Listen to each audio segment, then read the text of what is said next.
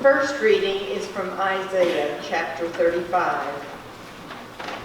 The wilderness and the dry land shall be glad. The desert shall rejoice and blossom like the crocus. It shall blossom abundantly and rejoice with joy and singing. The glory of Lebanon shall be given to it, the majesty of Carmel and Sharon. They shall see the glory of the Lord, the majesty of our God.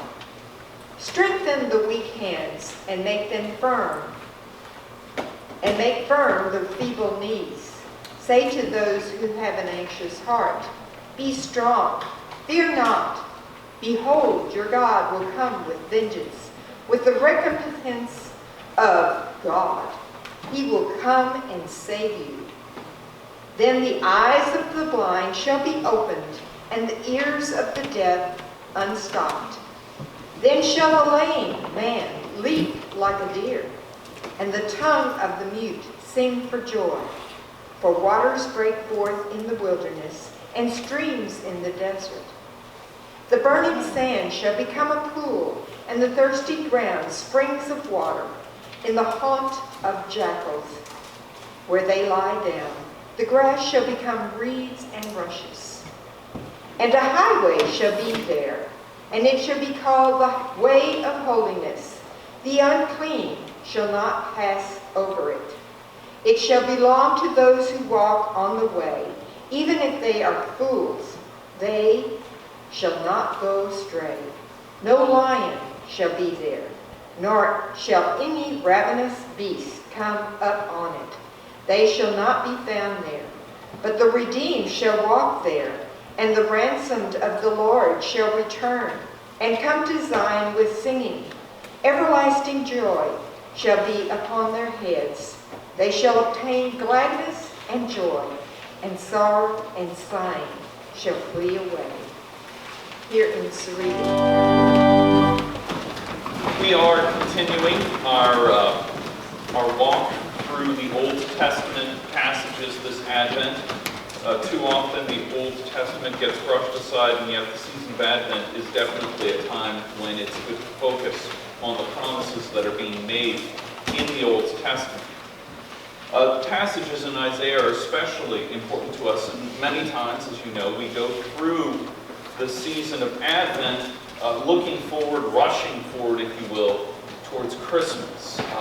Isaiah, the passages from Isaiah we know only seem to be, as it were, a prologue to this story, and yet there's so much here that gets overlooked. So we're continuing on going over the Isaiah 35 passage. Most of us can remember, in addition to all the pleasant Christmas memories, the more depressing ones, where the gift under the tree wasn't exactly what we had in mind. Or maybe the particular thing we wanted didn't make an appearance that Christmas at all. A recent internet meme declares 50 years ago we were promised flying cars, but now we have blankets with sleeves on them. And so it seems, from the minor annoyances of the not quite right gift to the nightly news, we are living in an age when we really are living in the best of times, and yet, believe me, we live in the worst of times. Paradoxically, as almost every major indicator of strife is going down, famine's down, war's down, etc., depression is finding itself on the increase, especially in areas well off. As much as we may yearn for George Jetson's car, we have to admit that things are objectively pretty good materially for the world and for us in particular. As one comedian put it, we live in an age when everything is amazing and nobody is happy. This should make us stop and think for a second about our lives and one often overlooked quality of joy. Oh, sure, we talk a lot about safety and comfort and success, but when was the last time you really heard someone talk about joy?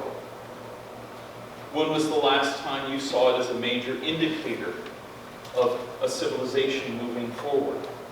This seems odd since, in historical standards, we live in a comparatively healthy and safe and comfortable age, and yet see more and more people fret about losing these things in greater numbers than in any age that had sickness and warfare and great troubles. We Christians could make an argument that the quality of joy is the missing piece of this equation. Now, before we get moving on with the Bible passage, a brief statement about your ancestors. They lived in, how can I put this, interesting times when food and health, safety and security were hard to come by, and they looked to God to deliver them.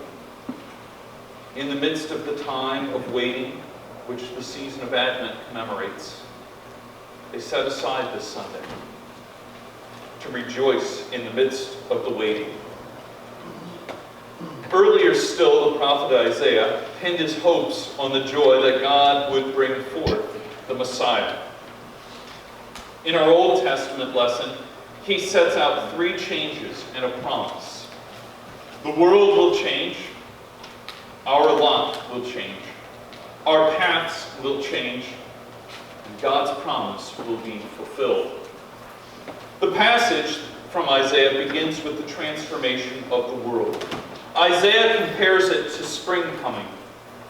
In his wonderful book, The Lion, the Witch, and the Wardrobe, C.S. Lewis describes the end of the reign of a terrible sorceress who had made it always winter and never Christmas.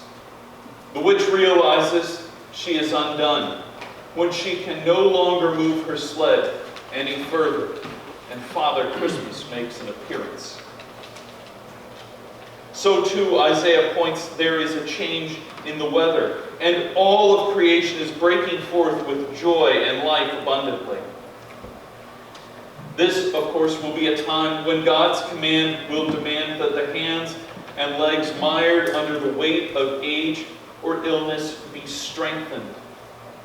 So many people look at this and they think to themselves that this time is a time when we must strengthen our own legs, pull ourselves up by our own bootstraps, and yet the commandment of this freedom is only given after God has accomplished it. Then it will be inevitable for those who hear God's voice to follow Him, to be strengthened, to be lifted up. Our healing, therefore, is not about ourselves ultimately. Our healing and strengthening will be rather to bear witness to God's arrival and the turning of the great tide of eternity. Joy will bear witness to this promise. We will then have to decide what to do with our newfound and redeemed life. But don't worry, the Bible has us covered. In the passage from Isaiah, you remember, even a fool, we are told, will know the way. There's great hope in that for me. I assume that you feel the same way. What joy abounds in this passage. What freedom is given to us by this redeeming power of God's love. Then we can put aside fears about losing safety and comfort and status and focus on running for joy like children to their Father. But the question is, how is all of this to be accomplished? And the book of Isaiah hints at it, but it will not fully be shown until Christ is crucified. Isaiah imagines a great Redeemer stepping in and taking the debt. In the Old Testament, there's a strong sense of kinship.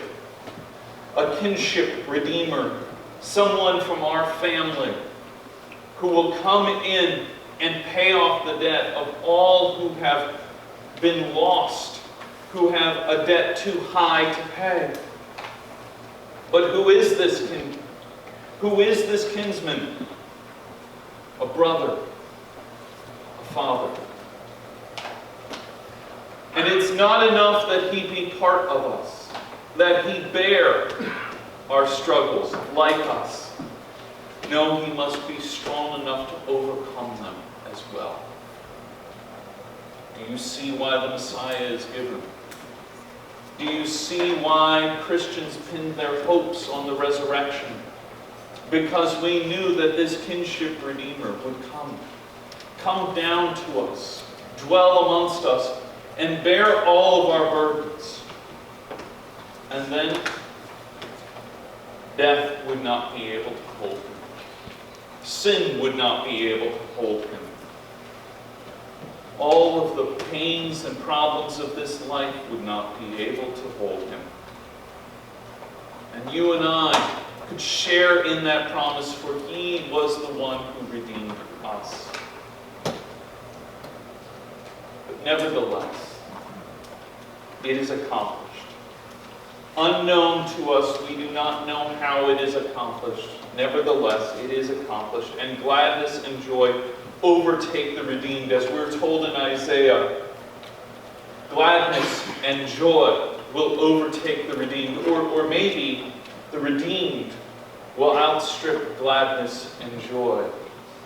So that gladness and joy that we can imagine here in this world seem mundane, neutral, and quite boring compared to the gladness and joy that comes to all who lay their hope on Jesus Christ. In any case, what we do know is that it is a joy that obliterates our poorly imagined, half-hearted hopes and lukewarm loves. Now, friends, our world, no less than Isaiah's, is built on empty promises, isn't it? Empty promises that if we just put aside true joy, the true joy of the cross, the true joy of the resurrection, we can at least achieve some semblance of safety, or some semblance of comfort, or something approaching success. If the reports are right, though, these hopes, these false hopes, these things have not really led us to great joy. Something else must do that. And so at this time, let us remind the world again that we do have a better story. A wonderful story of God laid in a manger, Christ crucified and resurrected. At this time, let us remind the world that God has given us this unexpected gift at an unexpected season to an undeserving people. And that, friends, should be a tiding of great joy.